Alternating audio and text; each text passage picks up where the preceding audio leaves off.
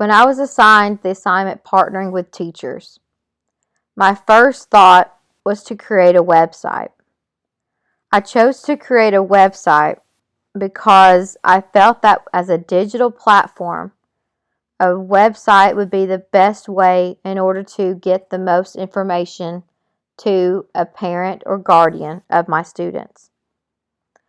When I am partnering with families, I'm trying to not only create a relationship with the family, but also let them know that I am there for them and I am someone they can come to in order to get access to the resources that they need in order to help benefit their students. That is why I decided to create the website Teaching in the Loop. Whenever the parents first or the guardians first click on Teaching in the Loop, they automatically go to this screen, which is the home screen. So they will get the latest when they sign up for my newsletter. Upon entering their email, they will be signed up for the newsletter. So when I post anything new on my website, they will get an email coming through that tells them Miss Lawson has added something new to the website that will help you better understand your student or where the student is. So I wanted to do this because I wanted to help families better understand from a behavioral standpoint, better understand financial aid, better understand literacy, better understand academics, and better understand mental health. And when I first started creating the website, I had it in my head to do my school district because my school district needs all of the above. However, as I kept digging and creating this website and digging all this information out, I realized that this information doesn't need to be used just for my school. And so while the skeleton of this website was created for my school system, I decided to leave the information as broad as I could, and I did not specify my school district in here so that whether I go to a new school district or this gets used in other school districts if they find it on the web, that they can use this to help enhance what the parents at their school system is able to understand from their students. So everything that is in this website is not only tailored for my school, but is also tailored for the betterment of all districts and to help families understand what it is that is happening within the school and their student. In order to establish trust between myself and these families that I'm partnering with, they first need to know about me, which is why About Me is the first tab. So if you click About Me, it's going to take you to a little informational subsection that is about myself. I included a picture, I included my name, and I included a little bit about myself as far as what program I'm in, what I'm currently teaching, and what I plan on doing after I get this current degree, so that I can establish a connection with them and they know that this is not just some website that was created by some person on the internet, that this is actually an educator that has created this website. From here, I decided to create behavior. And behavior is not only something that schools struggle with, but behavior is something that is also something that parents struggle with at home.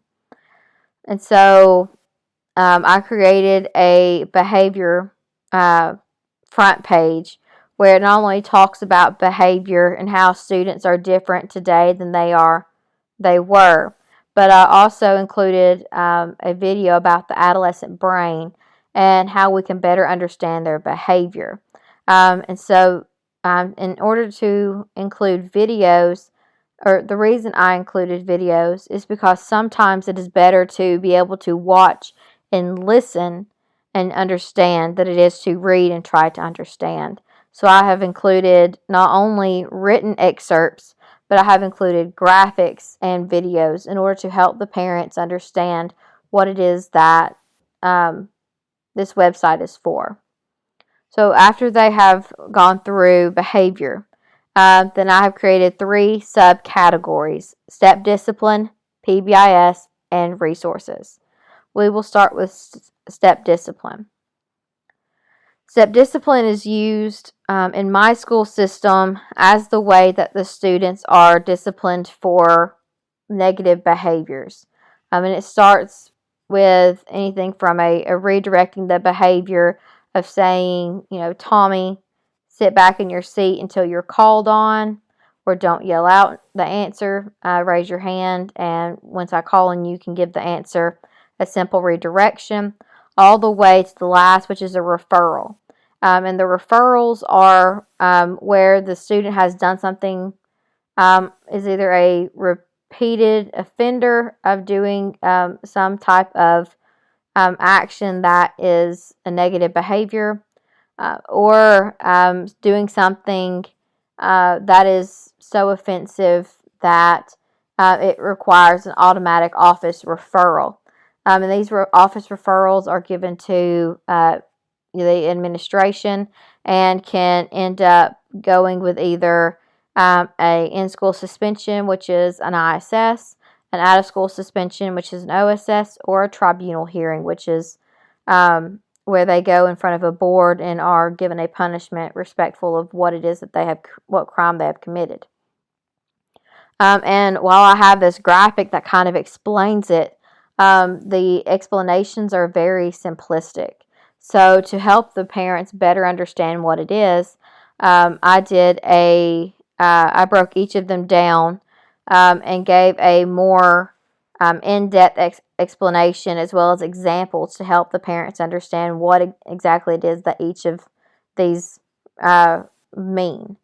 And to help the parents with that, I also gave them my resources page so they can click on those resources and be able to see not only where I got them from, but what other information might be at that website.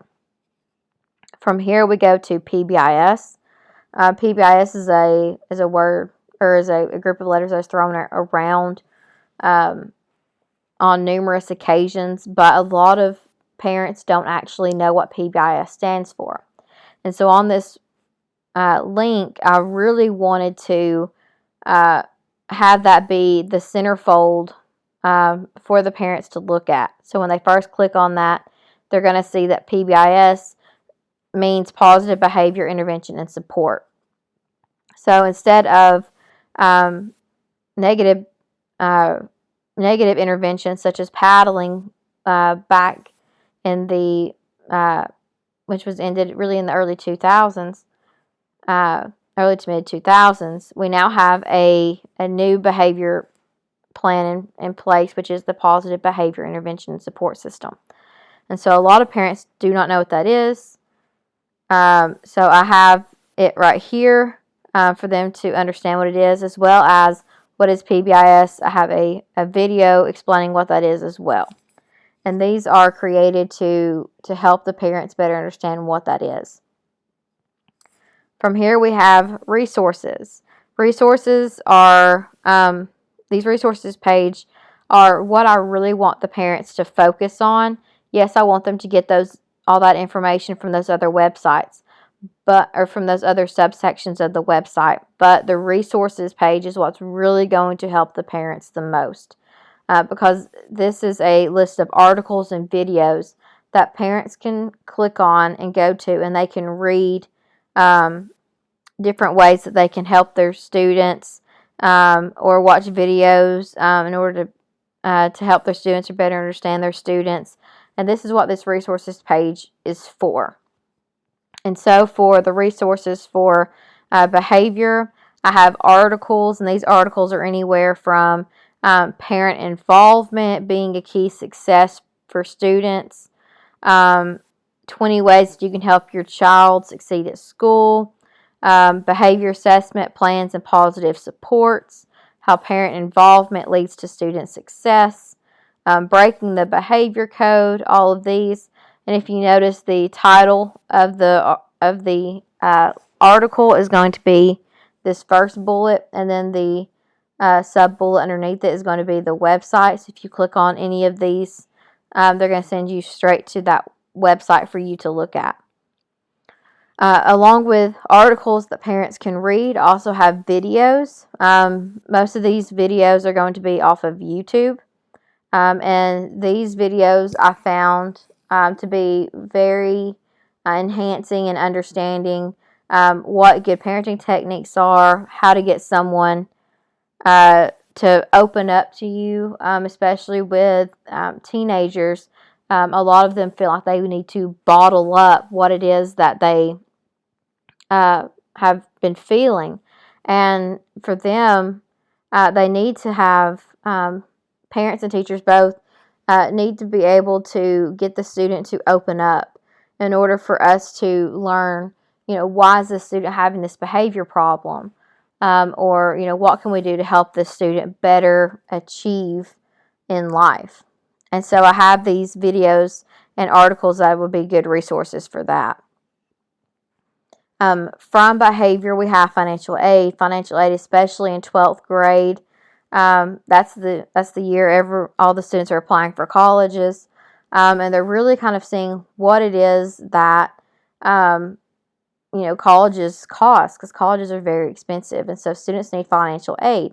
Well, what is financial aid? How can we, what all do we need to sign up for financial aid? Where all do we need to go? Who do we need to talk to? This is where you'll find everything for that.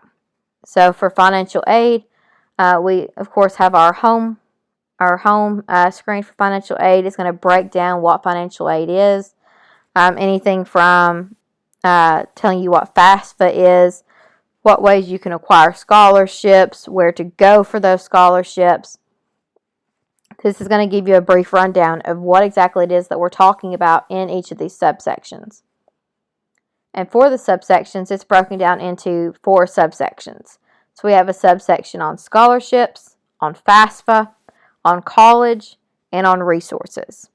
So for scholarships, this is going to be where we talk about where to go for scholarships, where to find them, and how to apply. So I start by talking about how scholarships are an important way to lessen the burden of loans and having to pay for college out of pocket. From here, I have 5 distinct websites. These the first 2 websites are directly linked to local schools. One is in my district, one is in the district beside mine. So for MCHS counselors, that is my district. If you click on it, it's going to take you to my high school's counselor's website, which has links to not only local websites, but also to popular websites that host scholarships for college. From here, we also have the second one, which is close by, which is the Dalton Public Schools. For this one, it also goes to a counselor's office, and it has links to other scholarships that are close by in the community. And that is something that for this website, it's going to help the students realize that, I do not have to go to these big websites and apply with thousands of other students when there are resources right next door at these local businesses that I can go to and they offer scholarships for. I did include 3 of the larger scholarship websites for those students in other counties. But in the scholarship section, I do mention that they do need to talk to their counselors. Their counselors will have access to local scholarships. So all the students need to do would be to go to those counselors or email those counselors, and those counselors are able to send them a list or tell them to come into the office and able to hand them those applications that they need in order for those lists. From here, we go to FAFSA. FAFSA is one of the biggest problems that we have found in the high schools. We actually have a FAFSA day at my high school or FAFSA night, where the parents will come in for about 3 hours and have access to the school's computers to fill out FAFSA. But when they fill out FAFSA, what exactly do they need to bring? While a lot of parents can look that up, I wanted to have it as one centralized area that they not only can find out what the acronym for FAFSA stands for, but they can look at what it is that they need, which are on these bullet points here, in order to fill out their FAFSA, and as well as what it is that FAFSA will help you with once you finish doing it. So if you fill out FAFSA, or when you fill out FAFSA and you finish it, what are you going to be eligible for? For Georgia, you're going to be eligible for the Hope Grant this way, or the Hope Scholarship this way. For Pell Grant, for Zell Miller, for subsidized and unsubsidized loans, and then even for some College Board scholarships, you're going to have that opportunity once you fill out FAFSA. And to get to FAFSA, I have included the website right here, ed.gov, for them to be able to just click on and go to this new website, or go to the FAFSA website and then fill out all that information. All that is here for them to use. Now that they've learned about scholarships and they've learned about FAFSA, that's all good and well. But now they're going to have to learn about college in general. How do they choose a college? Well, in this section, I don't tell them which college to go to. That would be bias. So instead, to stay unbiased, I simply give them advice on how to choose a college. And I know that colleges can be challenging to choose from, as there are several options. But what the student needs to focus on the most is what it is they would like to study, how big they want the college to be. If you are someone that does not like large crowds, you do not need to go to a large college. You also need to look at public and private schools. Do you want to go to a 4-year college, or would you rather go to a 2-year community college, or even a trade school where you're going to learn more specific things such as welding or electrical work? So this is where I created more for the students to think about for college. But the most advice that I have on here that is the most helpful is for the students to not look at a college and not pick a college just because all your friends are going there and because it's popular and it's nice. They need to look at the more centralized aspects of college, such as housing, degrees offered, availability for students for helping, such as do they offer tutoring? What kind of clubs are there? What is the food like? What is the community like? What kind of job opportunities are there? Not only for student jobs on campus, but off campus. So, this is where the students are going to come and they're going to look at this. Okay, this is what I need to look at for this college. From here, we have literacy. Literacy is something that is super challenging for a lot of parents because we hear literacy, and literacy is thrown around a lot. But what does it actually mean? Well, literacy is defined as the ability to read and write. And a lot of Georgia are high in, do not have high literacy rates. A lot of the students are very much below grade level in their literacy. And we do have high unliterate scores. So that is something that I know my school district is personally working on this year. They have just put in a new system, a new literacy system for their elementary. And so this new system is going to help the students be able to write and to read better. And that is the integration. And to do that, they're going to integrate back into the school system phonics for their kindergarten classes. And so this kind of helps the parents understand what is literacy, why is literacy important. It also goes into my high school has a literacy intervention program where for two 30-minute sessions a week, the students are given a piece of paper that the students will read the article and answer questions. And the article is set to help improve literacy. So besides just reading, I also included a graphic for the parents to help them understand that literacy starts from the day that the parents bring the newborn home. So you need to start them as a newborn, start reading with them. They might not be able to understand the words, but they can understand the sounds. And so this chart goes from a newborn all the way up to a year old, and is helping the child in understanding these basic concepts of literacy, which are so deeply important and should hopefully be ingrained into the child by the time they are in elementary school. Along with literacy, we are also in the middle of experiencing Lexile. Lexile has been around for a very long time. It's went through several name changes, and schools have all sorts of different forms of calling it. We have anything from they used to have AR testing in elementary school. Now they call them SRI testing in high school. But Lexile levels are used to gauge where a student currently is on their reading scale. So it goes all the way from a BR, which is a below reading level, all the way up to a 1700 plus.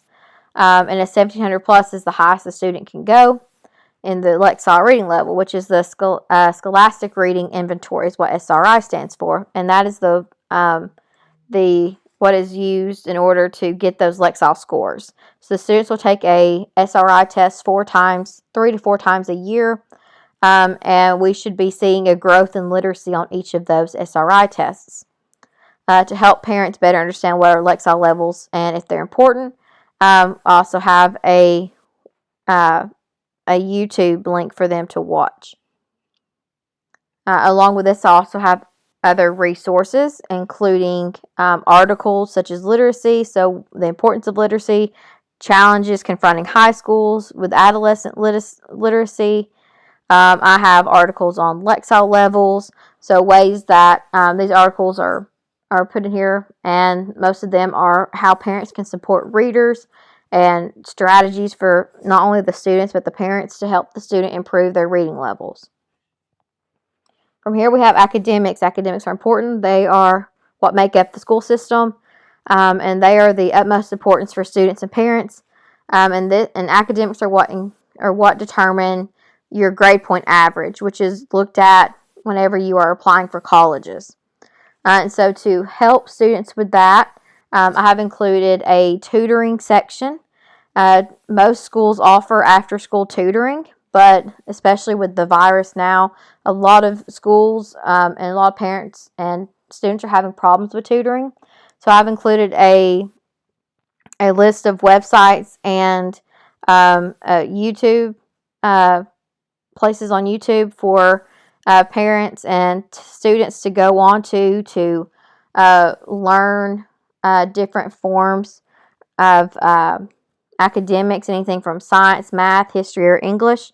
These websites are going to help. I also have a website on there for USA Test Prep, or not USA Test Prep, I'm sorry, for SAT and ACT Prep, as well as a link at the bottom for parents to read on what the benefits of tutoring exactly are. All right, for the last, I have a mental health. Mental health is broken down into 2 of the biggest issues we're seeing in mental health right now with our teens, which is anxiety and depression. either one of those, or even if combined, can also lead to suicide prevention, which I have a subsection I'm talking about there. I also have a section of other common disorders and resources for mental health. So for mental health, I not only talk about it and how it's a serious issue in America, and how there's a large uprising of diagnosed mental illness, but this is important because 1 in 5 teens suffer from mental illness. I know that in my personal classroom, I have several students that suffer from mental illness and mental health disorders. And so for me, this creating this section of the website really helped me in better understanding how I can help the student. So for me, it was understanding common warning signs of mental illness. So there's warning signs that parents can look at, as well as a video on teen health, mental health. So the parents can watch that, look at that picture, or look at that graphic, and can hopefully help with better understanding. Besides that, I also have a PowerPoint presentation on what is anxiety and standing up for teen anxiety. And this is kind of going to help not only the teens, but the parents better understand what it is that anxiety is and how they can battle that. I also have one on depression. Depression is something that is continuously growing within teens, especially now with the coronavirus. We've seen a spike in depression because they're not able to get out and talk with other students. And so I have 2 PowerPoints on teen challenges with depression that are very superb when it comes to helping understand. An important thing to talk about is suicide prevention. So suicide prevention, was featured on the main page of mental health, but it's also something that needs to be talked about here. Suicide is the second leading cause of death in young adults and really anyone from ages 10 to 34. And so suicide is something that really needs to be talked about. And so I have that there for the parents and students to look at. But I also wanted to look at what other common disorders there are. So other disorders that we don't really think about as being mental includes ADHD, attention deficit disorder. So I have a PowerPoint on it of what it is, who's more diagnosed with it, what does it mean to be ADHD. I have a teen internet addiction PowerPoint. So how much internet is too much? I know especially right now we're having a large increase in phone activity and internet activity with students, especially those we're seeing a lack in them paying attention in class and being able to pay attention because of that addiction. And lastly, we're also having a problem with vapes. So seeing through the vapor, I found it was a really good PowerPoint, and so I added it so that parents and students can kind of see what is vaping and what does it do to your teen. From here, I also have resources similar to what I did with behavior and financial aid and literacy. So I have articles on mental health, anything from just understanding what it is, how you can talk about it not only with your student or with your child, but with other parents. I have addiction, and those kind of goes into more like drug addiction. Also goes into symptoms and treatment help. I have learning disabilities, which we didn't really talk about a lot, but learning disabilities such as dyslexia.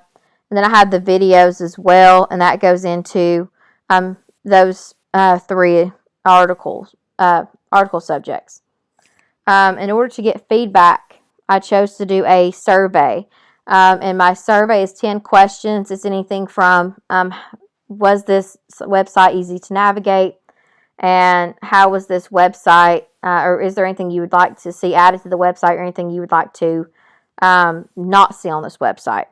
And so this is what I did for the partnering with teachers or partnering with parents. And I feel like this has helped me in better understanding how I can help my students in the future.